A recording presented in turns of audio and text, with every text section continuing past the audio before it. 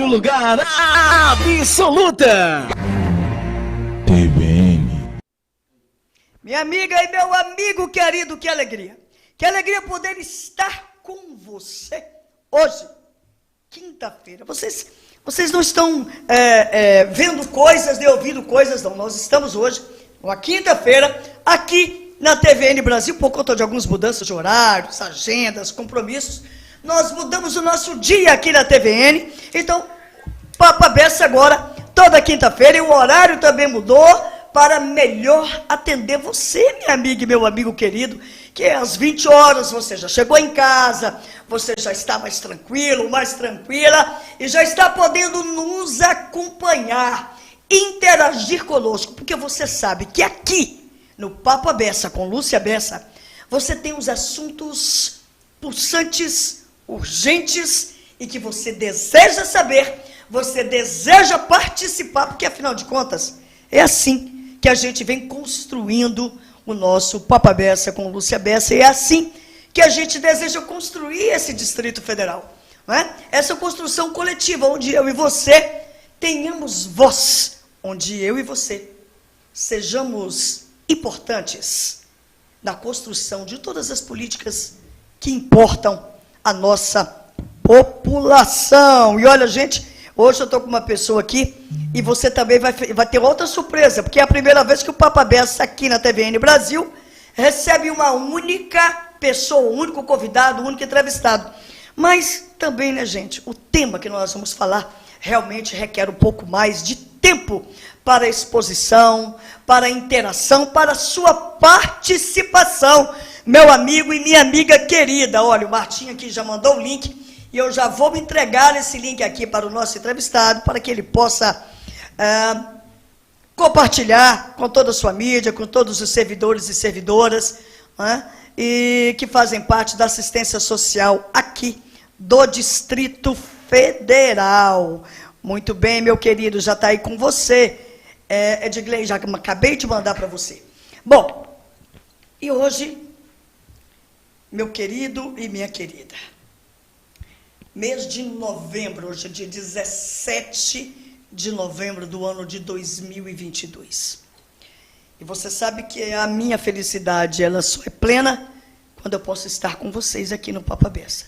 Quando a gente pode conversar, quando a gente pode interagir, quando eu posso ouvir vocês, quando eu posso ler as mensagens que vocês mandam para nós, e quando a gente pode construir juntos e juntas aquilo que for melhor para discutir os problemas que afetam a população tão esperançosa do Distrito Federal. E nesse mês, onde a gente celebra os 16 dias de ativismo pelo fim da violência contra mulheres e meninas, nós tivemos, nos arredores do Distrito Federal, aqui pertinho, mais um feminicídio bárbaro, mais um crime que abala todas e todos nós que desejamos viver em paz, que desejamos viver em harmonia, que desejamos ver nossas mulheres e nossas meninas livres de toda violência e de toda opressão.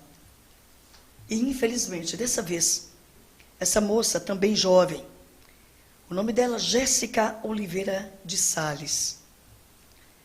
Ela foi assassinada pelo ex-companheiro, né? Como a gente fala uma palavra dessa para um assassino? Porque companheiro é aquele que caminha junto. Companheiro é aquele que temos ideais e projetos juntos, que desejamos compartilhar momentos bons, não é? E esse ser que conviveu com ela durante anos, depois que ela anunciou que ela não desejava mais conviver com ele, eles já estavam separados já há algum tempo, muito embora, de acordo com as informações, eles ainda viviam juntos na mesma casa. Ela se negou a continuar essa relação, apesar dos insistentes pedidos movidos à violência, constrangimento esse ser chamado Rafael Santana Pádua, não aceitou o fim do relacionamento. Esperou os 2 filhos menores dormirem e esganou a ex-mulher. E segundo informações, ela morreu no próprio colo dele. Após ele ter ceifado a vida violentamente, brutalmente, covardemente, ele vislumbrou um poço, uma fossa, todas e todos sabemos, que é onde recolhe os dejetos, o lixo humano. E naquele local, ele depositou o corpo da mulher com a qual ele conviveu anos e com a qual ele teve 2 filhos. Ele depositou o corpo de Jéssica Oliveira de Sales, de apenas 31 anos, nessa fossa.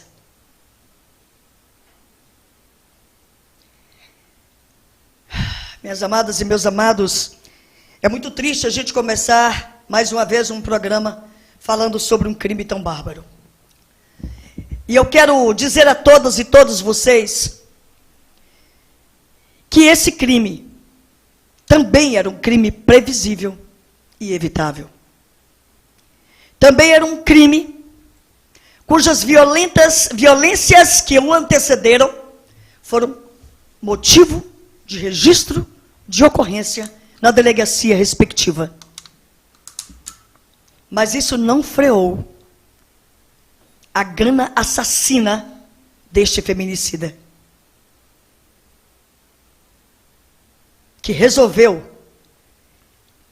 tolher os sonhos de Jéssica, resolveu dar uma ruptura drástica nos todos os sonhos e projetos de vida desta jovem mulher. Mais 2 filhos, mais 2 crianças, órfãos do feminicídio neste país. Mais 2 crianças que hoje estão de forma brutal, abrupta, teve a sua genitora retirada do seu convívio. Minhas amadas, meus amados, esse é um tema extremamente triste. O tema da violência contra as mulheres deste país é um tema que não se exaure. É um tema que nós não podemos deixar de continuar falando.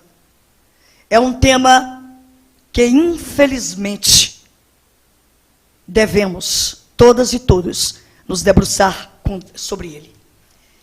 A violência contra as mulheres e meninas deste país deve ter, do Estado, a seriedade e a responsabilidade de ser tratado como uma questão de saúde pública, uma questão de política, uma questão institucional. Neste momento, eu quero me solidarizar com a família de Jéssica. Neste momento, eu quero me solidarizar com todas as famílias em cujos seios tiveram mulheres cujas vidas foram ceifadas por feminicídios como esse. Neste momento, nós queremos pugnar por políticas públicas efetivas e robustas que assegurem a nossa integridade. Neste momento, eu quero pugnar por uma sociedade mais sensível, mais humanizada, que não tolere nenhuma forma de violência contra mulheres e meninas. Esse é o seu Papabessa, é o seu canal de denúncia, de informação e de acolhimento. E hoje nós temos aqui o nosso querido amigo, parceiro de muitas lutas, parceiro de causas justas, legítimas, Edgley Souza, que é presidente do Sindisasc, Sindicato da Assistência Social e Cultural do Distrito Federal. Meu querido Edgley Souza, seja muito bem-vindo ao nosso Papabessa. Doutora, é um prazer enorme ter recebido esse convite e dizer que é recíproco todo o carinho que a senhora dedica à nossa luta do sindicato, e a senhora sabe muito bem que a nossa luta é incansável. Quando a senhora fala sobre o feminicídio, isso também passa pela política de assistência social. E trabalhar a prevenção é de uma importância tão grande que, enquanto não houver um olhar dedicado e direcionado para essa política e considerá-la e tratá-la de fato como uma política de Estado, nós não iremos tornar menor esses acontecimentos. Porque a política de assistência social, eu repito muito, doutora, que ela, dentro de um Estado, ela é como se ela fosse a base. Porque imagine se não tiver uma estrutura, uma construção, uma edificação, ela cai. Então, se eu tiver uma política de assistência social que ela não está funcionando a contento, e aí engloba todos esses setores, desde o CRAS, desde o CREAS, desde das unidades de acolhimento, ela tem uma amarração que, se os governos tiverem esse olhar, nós iremos minimizar em muito esses acontecimentos. Então, eu queria contribuir de alguma forma hoje, espero contribuir bastante, doutora, nesse sentido, de falar um pouco do que é essa política, de quem busca essa política, do porquê que busca, né, de tirar uma fala, às vezes, equivocada de muita gente, de achar que quem vai numa unidade de um CRAS, escutamos muito isso, viu, doutora, de que quem busca uma unidade de um CRAS, às vezes, é o vagabundo. Acreditar que quem vai dormir numa fila em busca de um benefício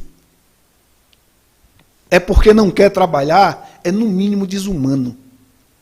Experimente passar uma noite no frio, no relento, aguardando a possibilidade de receber um benefício.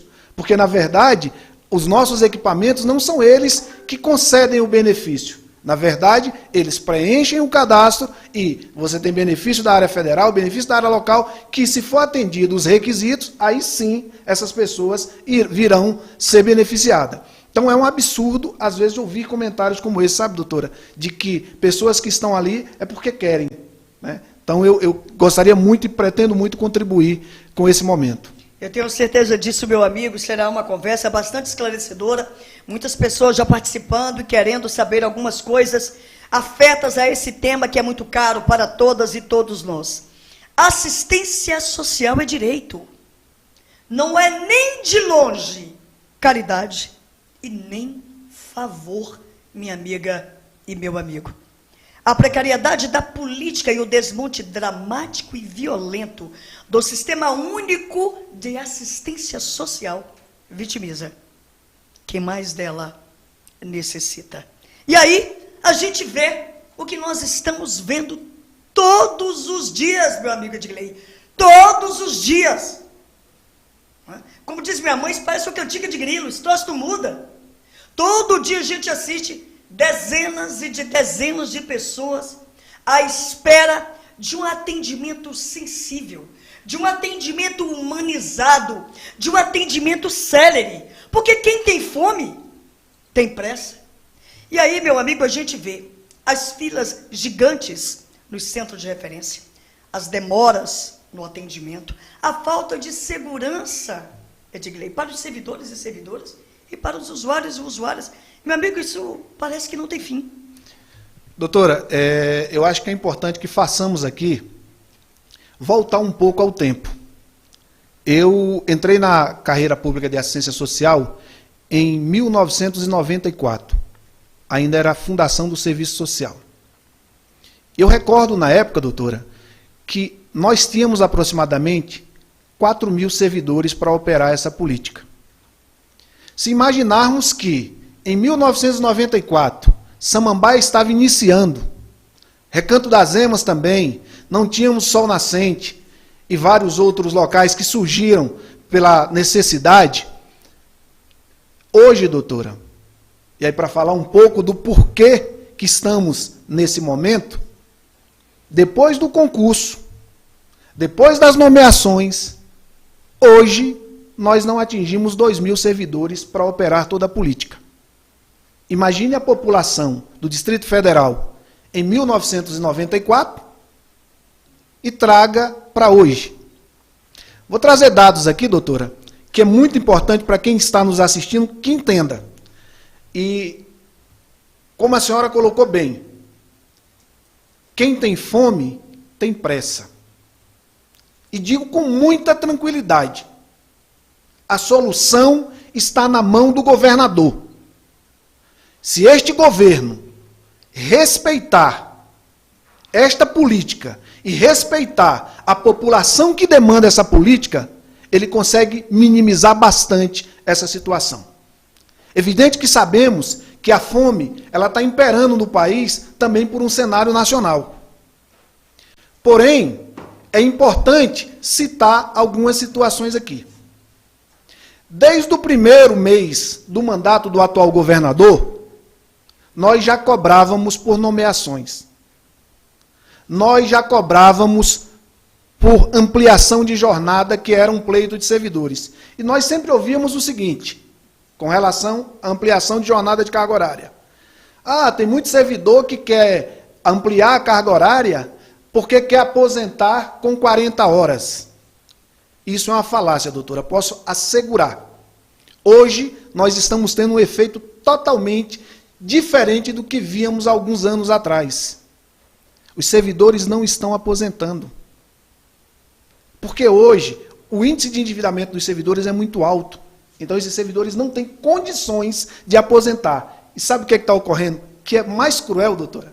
Nós temos servidores que estão atravessando por doenças graves e que preferem não solicitar a aposentadoria porque sabe que vai ter um prejuízo de aproximadamente R$2.000 na sua remuneração. Como que essa pessoa vai viver? Mas aí eu queria colocar aqui quem busca assistência. O governo faz uma atitude que, na minha opinião, é desleal para com os servidores, doutora. Querer jogar nas costas dos servidores a responsabilidade pelas filas. Então, eu vou mostrar dados para a senhora aqui e para o nosso público que está nos assistindo. De 1º de 2022 a 30 de 4 de 2022, foram atendidos... 30 dias, um período de 30 dias. 30 dias, tá? Observe, a senhora vai entender o porquê e quem está nos assistindo vai entender onde que nós queremos chegar aqui na explicação. Total de atendimentos particularizados. Abril de 2022, período de 30 dias. 33.536 pessoas. Agora vamos no período de 1/8 de 2022 a 30/8 de 2022. Saltamos para 40.869 atendimentos particularizados. Repete o anterior. O anterior, 33.536.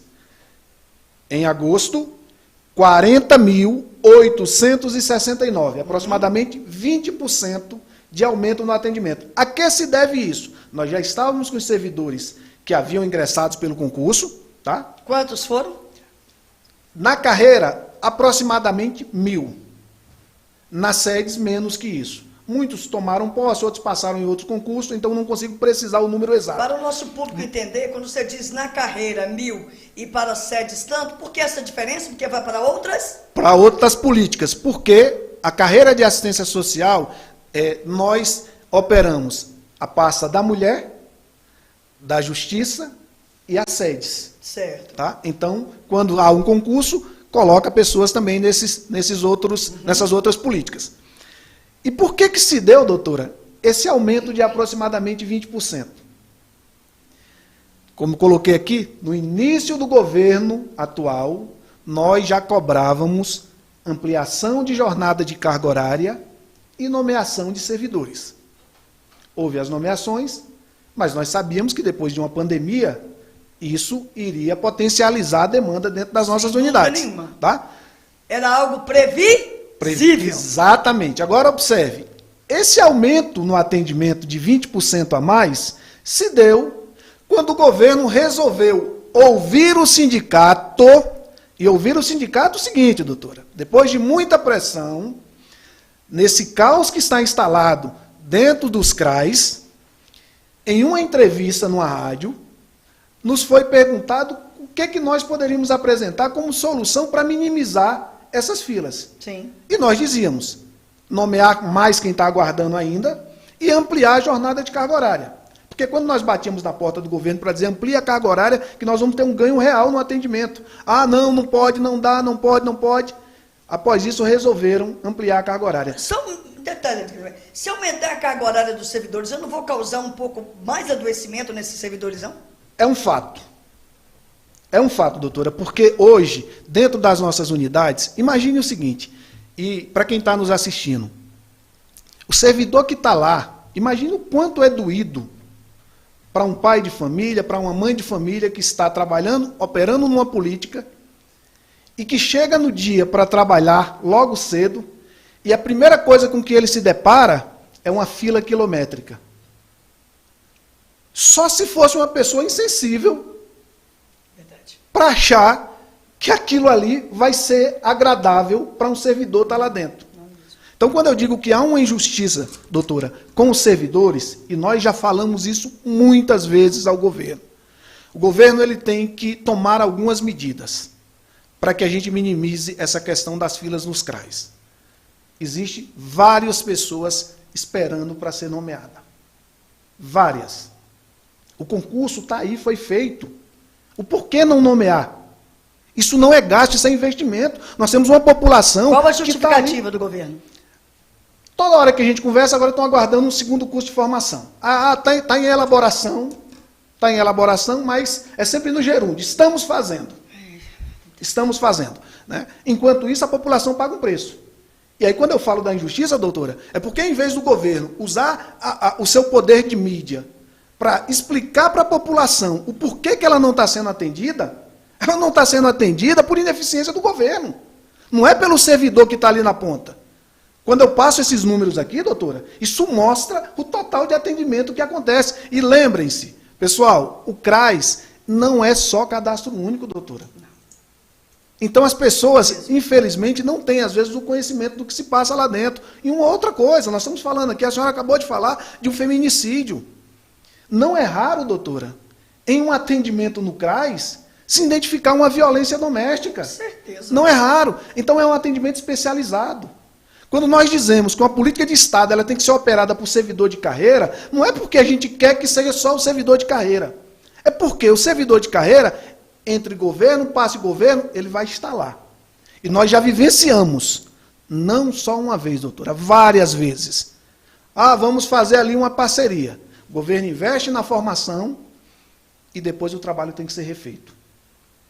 Então, com uma política tão necessária para a população, eu não posso, enquanto governo, criar a menor possibilidade de erro. E como é que você minimiza esse erro? Coloque servidores de carreira para fazer e para operar, porque quando o governo sair, o outro governo que entrar vai ter continuidade no trabalho. Quantas vezes, doutor, a gente tem lá, vamos fazer determinadas parcerias. Aí entra um novo governo e entende que aquela parceria não é interessante, e aí cria um vácuo. Até você voltar a fazer a máquina andar como ela deve, de novo, a população está pagando o preço. Então, política pública de Estado, ela precisa ser respeitada como política de Estado. Ela não pode ser tratada como política de governo. Política que o governo chega e quer dar a cara dele. Isso está equivocado, isso está errado e nós não podemos aceitar. Então, é muito difícil, doutora. Olha, você disse tantas coisas aí verdadeiras, aliás, tudo que você disse. E tantas coisas importantes, e uma delas é isso.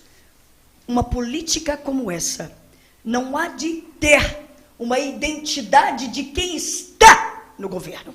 Mas essa política é e deve ser tratada como uma política de continuidade, uma política de Estado. Minha amada, meu amado, e olha, como você fala, meu amigo Edgley, a parte mais frágil dessa relação, sem dúvida nenhuma, é a população que mais precisa dessa política.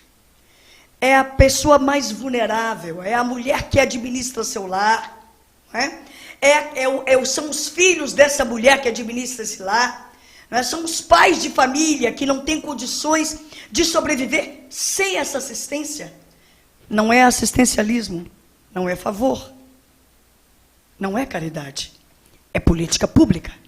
E como tal ela deve ser tratada, meu amigo. E outra coisa que também me preocupa muito, aliás, tudo que orbita em torno dessa precariedade do Sistema Único de Saúde, esse desrespeito com a população do Distrito Federal e deste país, no que remete à política pública de assistência social, eu quero saber, meu amigo, há algum programa, há algum projeto para cuidar de quem cuida? Porque a gente sabe que o nível de adoecimento também dos servidores e servidoras é algo muito preocupante.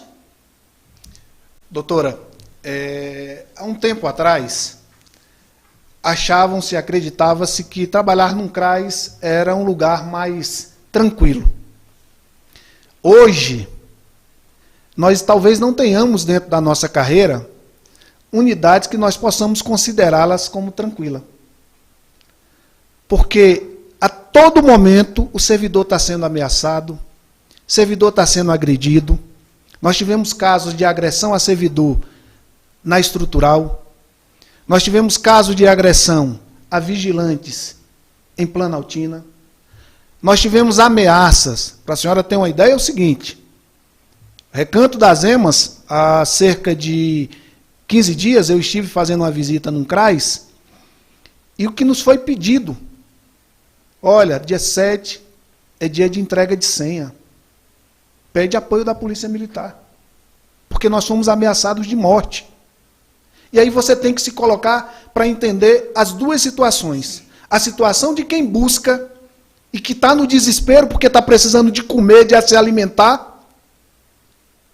E a posição de quem está ali, de mãos atadas, porque tem uma capacidade de atendimento que é limitada, e não por vontade do servidor, mas porque as nossas unidades não foram aparelhadas, não tiveram o cuidado e a previsibilidade por parte do governo de que após uma pandemia nós teríamos filas e mais filas dentro dos CRAs. E não por falta de aviso, tá, doutora?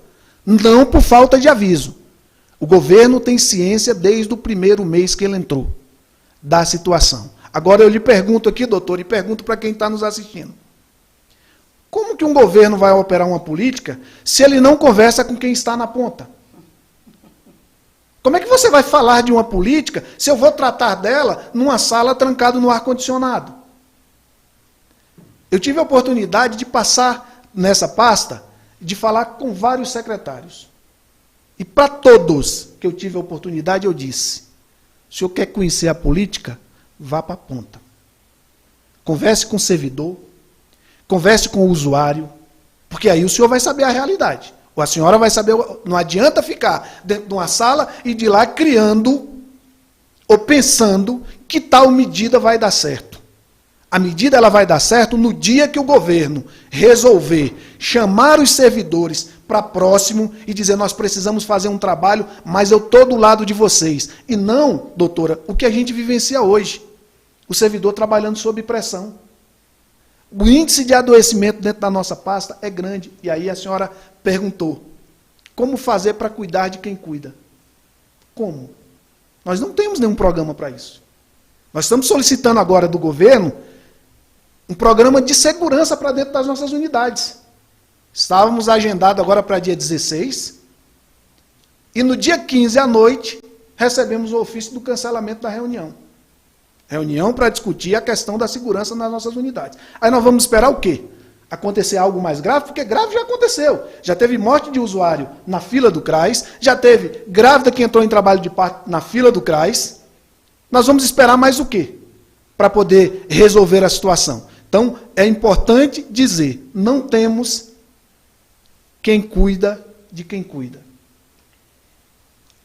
Nossa, gente, quando a gente escuta essa realidade nua e crua, não é? Sem floreios, não é? Sem tentar dar uma nota, né, de falseamento da verdade, isso dói. Dói porque a gente percebe que nós temos famílias, dezenas e dezenas de famílias, à espera de um atendimento respeitoso, de um atendimento sensível, de um atendimento humanizado. E nós temos dezenas e dezenas de servidores e servidoras que têm adoecido por conta dessa política que maltrata e que desrespeita. Meu amigo, dentre tantos problemas que você relatou, nós temos também outros tantos, né? As pessoas mais me perguntam o seguinte: doutora Lúcia, como é que a gente fica numa fila, a gente dorme na fila para poder receber uma senha, e na hora a gente recebe a senha, muitas vezes não sabe nem se terá o atendimento mesmo com aquela senha. E outra coisa, eu queria que você também dissesse aqui para nós, Edgley, que você disse, e eu gostaria que você explicitasse, quando você disse assim, não é só o cadastro único que os centros de referência se realiza. Quais outros serviços que devem ser prestados com excelência nos centros de referência? Doutora, o CRAS trabalha também com o PAIF, né, que é o Programa de Atendimento Individual à Família, e dentro desse contexto, passa por vários atendimentos. O papel do CRAS é o papel antes de chegar à violência. Antes, seja ela violência física, seja ela violência moral, seja ela a falta do alimento dentro de casa, esse é o papel do CRAS. Era tentar evitar que a família chegasse nesse momento. O que, infelizmente, a gente não está conseguindo, né? E o que é mais difícil é isso, é porque hoje o cadastro único tomou uma proporção tão grande que parece que o CRAS só se resume a isso. Os profissionais que trabalham dentro do CRAS, eles fazem atendimento às famílias, para além do cadastro único. Sim. Né? Então é necessário que a gente aqui coloque para o público que está nos assistindo, novamente, que o servidor está ali dando o seu máximo. Mas, infelizmente, gente, para você que busca o CRAS, entenda, não está no servidor o problema. O problema está no executivo. O problema está no poder executivo, porque é ele quem detém o poder de resolver essa situação. É ele quem pode minimizar essas filas, convocando todo mundo que está aguardando para ser nomeado. Então, enquanto, doutora, não houver a sensibilidade por parte do governo, e a sensibilidade de fato, porque não adianta dizer que eu estou preocupado com quem está na fila, de responder a um jornalista quando acontece uma morte na fila do CRAS, se no outro dia parece que eu esqueci. Eu estava observando aqui, doutora, antes do primeiro turno, nós estávamos vendo o governo toda hora falando sobre o CRAS. Na outra semana parece que foi férias. Parece que acabaram-se todos os problemas dos CRAS. E aí vamos mais longe um pouco, doutora. A política de assistência, desde que eu entrei na secretaria, a maior parte da minha vida dentro das sedes foi trabalhando em unidade de acolhimento de criança e adolescente. E aí a gente percebe como que essa política ela é importante. Porque normalmente, doutora, quando essa criança está no acolhimento, a família está sendo atendida no CREAS, está sendo atendida no NAFAVID. Isso mesmo. Então a política ela é entrelaçada. Ela é entrelaçada. Ela é interseccionada. E aí, sabe uma coisa que me assusta, doutora? Nós temos, aqui na QNF, em Taguatinga, a Central de Acolhimento de Crianças e Adolescentes. Central de vagas hoje. Hoje não é mais só de criança. O maior arquivo público do Distrito Federal de crianças que passaram por unidade de acolhimento. Porque como a gerência é nossa, nós temos lá. E eu confesso à senhora, e sou louco para ver uma pesquisa de fazer um apanhado dessas crianças que passaram pelas nossas unidades, em que situação que estão hoje. Muito interessante isso. Sabe por quê, doutora? Seria muito interessante. Porque aí nós vamos perceber que erramos e erramos e erramos e erramos. Porque se eu não conseguir... Um dia eu estava numa audiência pública, lá na promotoria. E eu estava falando lá. Falei, talvez, sabe qual é a diferença, doutora, de quem fica, às vezes, no ar-condicionado tratando da política? E no que toca a criança e adolescente, eu falei, talvez a diferença é o seguinte, é que nós, servidores, nós conhecemos as crianças, nós conhecemos a mãe que busca um CRAS pelo nome. Para quem está lá no ar-condicionado, conhece por dados estatísticos. Né? Isso é completamente diferente. O gestor, o verdadeiro gestor público, aquilo que você disse logo no início da sua fala, ele tem que conhecer os dois lados da moeda. Ele tem que conhecer as agruras dos servidores e servidoras, e ele tem que conhecer como as usuárias e usuários estão sendo tratados. Ele tem que sair da salinha de ar-condicionado, sim. Não é? Ele tem que ir em loco, verificar em loco como é distribuída a prestação de serviço do Estado. Meu amigo, me diga uma coisa, hoje, quantos servidores de carreira nós temos na assistência social no Distrito Federal? E quantos seriam necessários? A lei da carreira pede 5.500 servidores. E quanto nós temos? Menos de 2.000. Repete, por favor, porque isso aí é... A lei da carreira da assistência social, a lei 5.184, ela diz que, e olha que essa lei é de 2013. 2013. Então, lá ela já previa que para a política funcionar dentro de uma realidade que a gente vive e a contento, 5.500 servidores. Hoje, 2022, nós temos menos de 2.000 servidores operando a política. Meu irmão, então não tem jeito, né? Não tem jeito da coisa funcionar. Matemática é ciência exata. Matemática é ciência exata, não tem jeito, não bate a conta. Não bate. Não tem jeito de bater. Né? E enquanto isso não for solucionado, as pessoas que mais necessitam dessa política vão ficar sendo desrespeitadas nas filas e em todas as outras situações vão ficar com essa demora injusta e cruel no seu atendimento. Meu amigo, que situação que nós estamos vivendo. Doutora, nós fazemos um trabalho já há bastante tempo, o sindicato faz um Sindicato faz um trabalho que eu acho que é o trabalho de formiguinha, mas é de uma importância muito grande. Quando as filas no CRAS aí, da forma que estão, nós, diretores do sindicato, nós fomos para a fila. Agora eu desafio, por que o governo não vai? Eu acompanho vocês, você sabe que eu acompanho vocês. Nós dialogamos com a população na fila do CRAS. Eu acompanho as lives que vocês fazem antes de iniciar o trabalho de vocês. Antes de iniciar, vocês já estão na fila, verificando, não só em um, mas 2, 3 CRAS, vocês vão atrás. Né? Vocês mostram a realidade, vocês conversam com as pessoas e depois vocês vão, no devido horário, para os seus respectivos postos de trabalho. Isso é respeito, isso é preocupação, isso é seriedade com a profissão. Durante a pandemia, doutora, nós temos alguns grupos da população que nós atendemos que nós formamos nesse contato direto com a população. Então, a população, a gente sempre tenta trazer o esclarecimento para ela, o porquê. Agora, a gente sabe que é muito difícil. Que, repetindo novamente, quem tem fome tem pressa. Né? Então, por mais que eu diga para aquela pessoa ali, olha, não está no meu poder te atender, porque a minha capacidade é limitada. Mas imagine, como é que eu falo isso e como é que é recebida essa fala?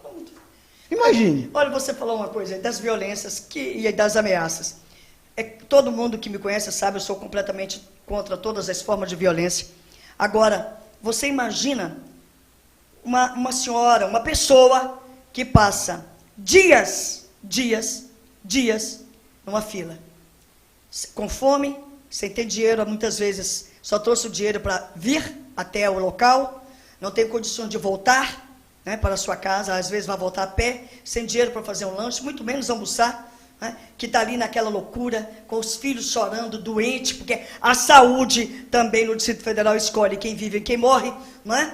Enfim, não tem creche pública suficiente para ter os filhos naqueles locais, para que o seu pai e sua mãe possam ter o direito de ir e vir do seu local de trabalho com tranquilidade, sabendo que ao chegar do trabalho terão seus filhos em condições, né, salutares de vivência. Enfim, olha, eu digo, meu amigo, nós estamos sofrendo, a população está sofrendo. E aí você chega e você vê que não tem os servidores e servidoras suficientes para lhe atender, você escuta mais um não, a comida faltando na panela, o aluguel atrasado. Irmão, irmã, não é fácil. Não é fácil. É lógico e evidente que não se justifica nenhuma forma de violência. Mas muitas vezes eu me coloco no lugar dessas pessoas, né? E vejo o sofrimento de tantas pessoas que estão ali requerendo a efetivação de uma política. E, infelizmente, na prática, muitas vezes mesmo, essa política não vem com a celeridade e com a robustez que nós precisamos e merecemos. Que a população que tanto necessita, que tanto precisa dela, não chega a essa população. Querido, e me diga uma coisa, você como um dirigente sindical, uma pessoa ciente das suas responsabilidades enquanto servidor, mas também enquanto dirigente, você já disse aí algumas coisas que seriam necessárias para que esse serviço fosse resgatado o quanto antes, de maneira o melhor possível para a população. Mas a gente sabe que de menos de 2.000 servidores para 5.500 servidores, nós temos aí um longo caminho, não é? E que possivelmente isso não vai ser resolvido a médio prazo.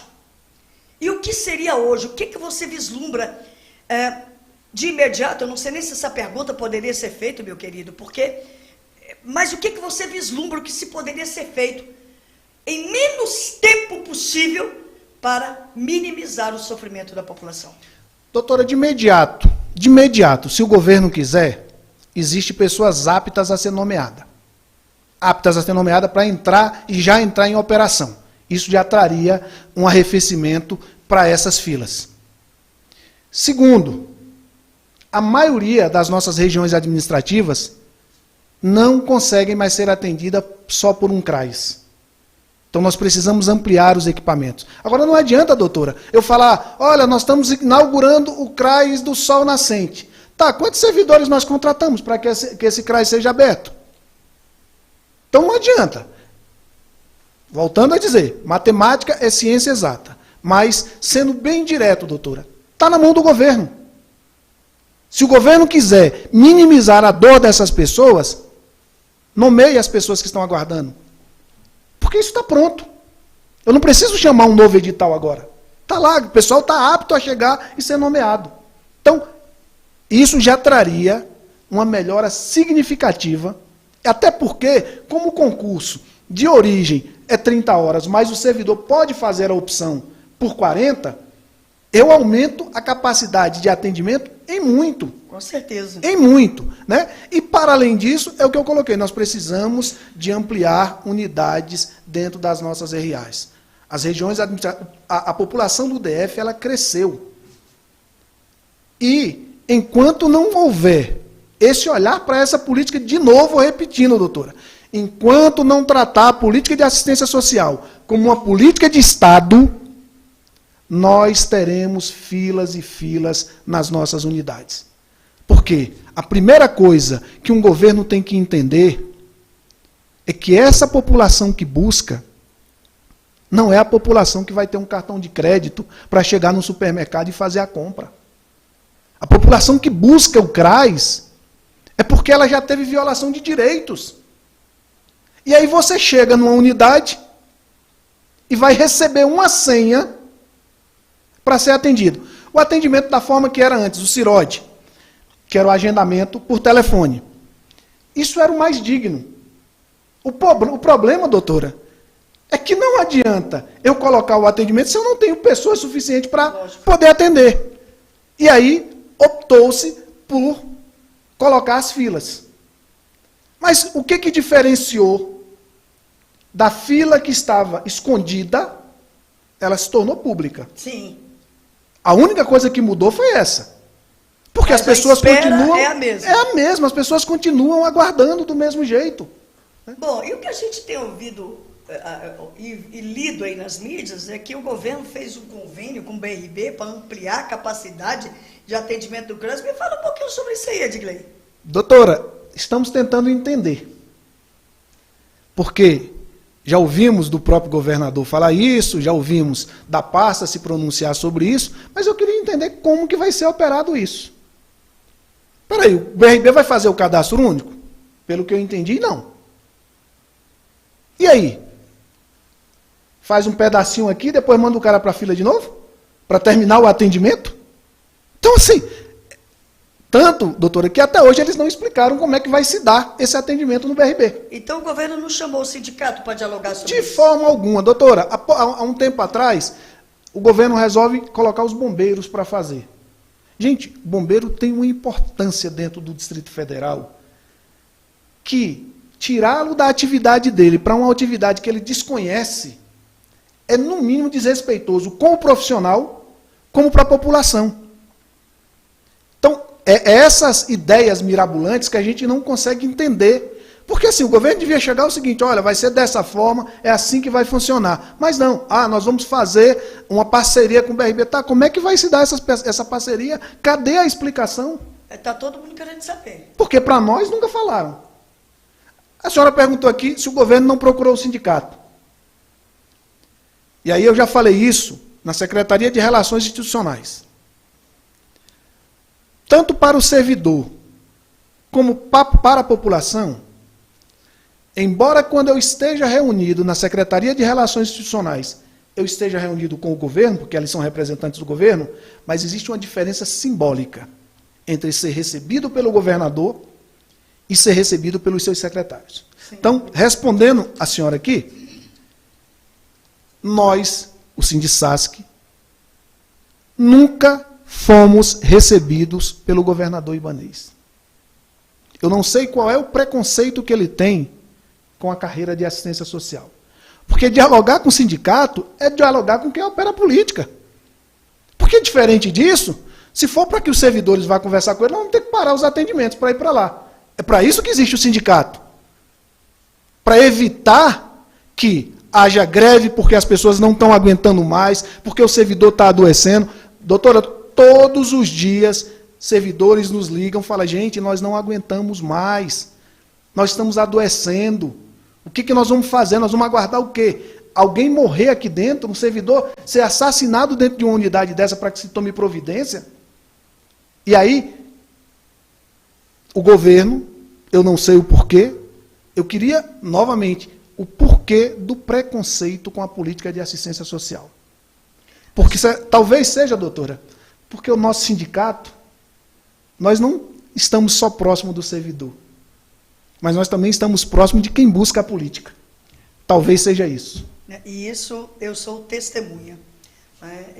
Eu acompanho a luta do Sindisasc há muito tempo e sei da seriedade do compromisso que esse sindicato tem, não só com os servidores e servidoras, mas também com a população que mais necessita aqui no Distrito Federal. Meu amigo, a gente sabe também, pelo menos é o que a mídia tem nos colocado, que tem uma fiscalização em curso aí do Ministério Público acerca do quantitativo de agentes para atender o público. Vocês também têm acompanhado esse movimento do Ministério Público? Temos sim, nós fazemos parte dessa petição junto ao Ministério Público, porque é importante, doutor, e quando a gente quando o sindicato toma essa atitude e tenta entrar, isso foi uma iniciativa de parlamentares da Câmara Legislativa, mas que nós pedimos para fazer parte. Do porquê? De novo, para tirar a injustiça de que sobra para o servidor que está lá na ponta, como se ele fosse o culpado pelo não atendimento. Então, era importante que o governo, há pouco tempo, em uma reunião, eu falei, gente, vocês têm o poder da mídia. Vão nas lideranças comunitárias e falem a verdade. Falem o porquê que as pessoas não estão conseguindo atendimento. Porque vocês estão deixando criar um barril de pólvora dentro das unidades que vai explodir a qualquer momento. Porque você pegar a pessoa que está com fome, que busca o atendimento, e que tem que dormir 2, 3, 4, 5, 6 noites numa fila, para depois pegar uma senha para esperar ainda muito tempo, e aí junto a isso, você pegar o servidor, que cabe a ele dizer, olha, o que eu tenho para você hoje aqui é a senha. Que eu não vou resolver o teu problema. Frustrante. É frustrante para o servidor e para a servidora e desesperador para quem está sendo assistido naquela hora. Não, olha, meu amigo, bom, a gente também tem visto aí que a SEDES baixou uma portaria para agrupar as cidades do DF em 8 macro-regiões. Segundo ela, essa medida tem o objetivo de subsidiar o planejamento territorializado de ações, serviços, programas e projetos baseados nas características em comum destas territorialidades. Como é que o sindicato vê essa medida? Me assusta. Me assusta, porque eu fiquei imaginando o seguinte, como é que vai fazer então? A demanda está maior na região de Planaltina, em Planaltina está maior do que em Sobradinho, então pega todos os servidores hoje e leva para lá? Porque dá a entender isso. No que eu li, dá a entender isso. É priorizar as maiores demandas, né? E aí eu vou fazer o seguinte, vou estar tirando daqui para cobrir ali. De novo, o paliativo. Né? Em vez de trazer atitudes eficazes, atitudes que estão ali no poder do governo, não, eu prefiro estar tentando criar situações, evidente, doutora, que eu não quero aqui fazer uma fala, porque eu não conheço bem da proposta, o que eu li foi hoje sobre isso, mas eu também gostaria de entender como é que vai se dar. Porque na primeira leitura que eu fiz, o meu entendimento foi esse. Eu falei, então, peraí, vamos fazer isso. Vamos pegar servidor de uma RA e levar para outra quando aquela demanda estiver maior naquele lugar. Né? E isso a gente sabe que é o paliativo. Isso não vai trazer a solução. Olha, então, gente, o que nós queremos? Nós queremos explicações, não é? Nós queremos respeito, e aqui nós não estamos pedindo, porque eu digo que cidadão e cidadã não pede, né? A gente exige, porque, afinal de contas, nós somos cidadãos e cidadãs que cumprimos com as nossas obrigações. Aí a população carente do Distrito Federal, a população vulnerável do Distrito Federal, clama por uma assistência social que verdadeiramente priorize a vida destas pessoas. Então, nós queremos saber, aqui, o Papa Bessa, o seu canal de denúncia, de informação e de acolhimento, nós queremos saber como nós temos um plano emergencial para atender a população do Distrito Federal? Como é e como se dará esse convênio com o BRB para ampliar esses atendimentos? E essa divisão em macro-regiões? Nós queremos e exigimos saber. Meu amigo, já no finalzinho do nosso programa, eu quero que você aqui dê as suas considerações finais. Eu sempre digo, e eu não sei se você vai poder fazê-lo, não é? Diante desse quadro difícil que todas e todos nós sabemos. E eu sempre peço aos nossos entrevistados e entrevistadas que, ao final do programa, dê uma mensagem de esperança para a população. Uma mensagem de que isso tudo vai passar e que as pessoas serão tratadas com mais respeito, com mais consideração, com mais compaixão, não é? E que as políticas chegarão aonde verdadeiramente elas devem chegar. Por gentileza, as suas considerações finais, meu amigo. Doutora, a mensagem de esperança para quem está nos assistindo, para quem busca a nossa política, é dizer o seguinte: o Sindisasc, ele não é só um sindicato que está ali para representar os servidores da carreira pública de assistência social. Ele está para representar a política de assistência social. Então nós não vamos nos cansar, nós não vamos desistir nunca, queremos contar sempre com o seu apoio, doutora. Sempre. Porque nós estamos aí na transição, né? Exatamente. Do governo. Aproveitando a grandeza da sua audiência, doutora, e certamente o governador terá acesso, que ele aproveite esse momento para refletir e buscar o sindicato para conversar. Porque lá, na primeira eleição do governador, doutora, nós fomos talvez não o único, mas um dos primeiros sindicatos que buscamos fazer um debate com os candidatos a governo para discutir a política de assistência social. E, infelizmente, o candidato, à época, Ibanez, não se fez presente no debate. Informou que iria, pegou as credenciais, mas a 5 minutos de iniciar o debate, ele mandou informar que não iria.